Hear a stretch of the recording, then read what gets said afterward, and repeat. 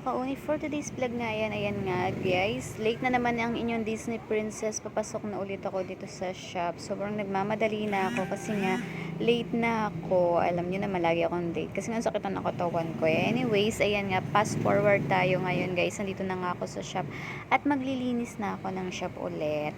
Ayan, so syempre pag makalat sa umaga, yung mga tanggalan ng tempered nung gabi is, ayan, lilinisin naman natin sa umaga para naman maganda at maaliwalas ang shop. Ayan, kasi medyo burara kami, char.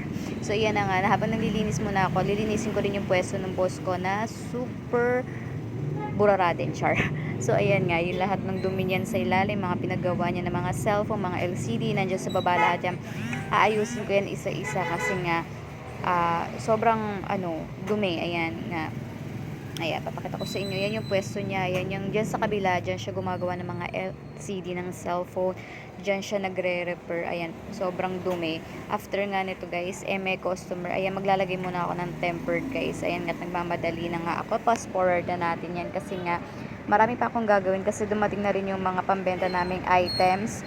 Yung mga accessories namin. Ayan, di-display ko pa. Pero ayan, maglagay muna tayo ng tempered. Ayan, so hindi lang natin linisin siya ng mabuti para kapag nilagay natin yung tempered is wala siyang bubbles na malalagay. Ayan, mabilis lang naman mag-tempered yan guys. So syempre 13 years ko na itong ginagawa kaya easy na lang talaga siya. Ayan, after nga nito guys, may isa pa tayong tempered na ilalagay kasi nga dalawa yung aking ilalagay na tempered dito. Ayan, 100 lang ang isa ng tempered namin kasama na kabit, char. Ayan.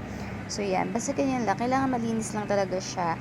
Tapos, lagay lang natin agad siya sa screen.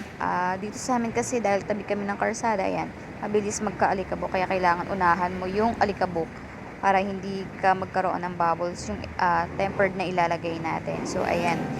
So, ganyan lang. Linisin lang natin and then, tas kakabit na natin yung tempered. So, kusan naman yan didikit kasi nga, glass naman yung tempered natin. So, mahirap dito guys, yung mga full tempered, tsaka yung mga matte. Kasi, yung matte kasi guys, plastic siya. So, ang hirap niyang ilagay kasi nga, every time na ilalagay mo siya, susundan mo kasi nga nagbabubble. So, anyways, ayan. Puro clear lang yung tempered na nilalagay namin dito.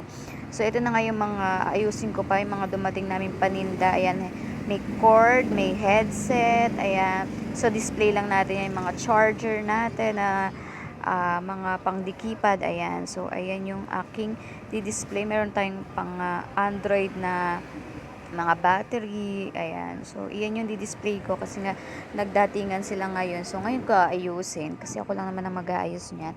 So, ayan, nagugutom na nga ako. So, nakapagpainit na rin naman ako ng mainit na tubig kasi kaping-kape na ako. Pero bago yan, ayusin ko muna ito. Ayan yung mga cord namin na i-display ko.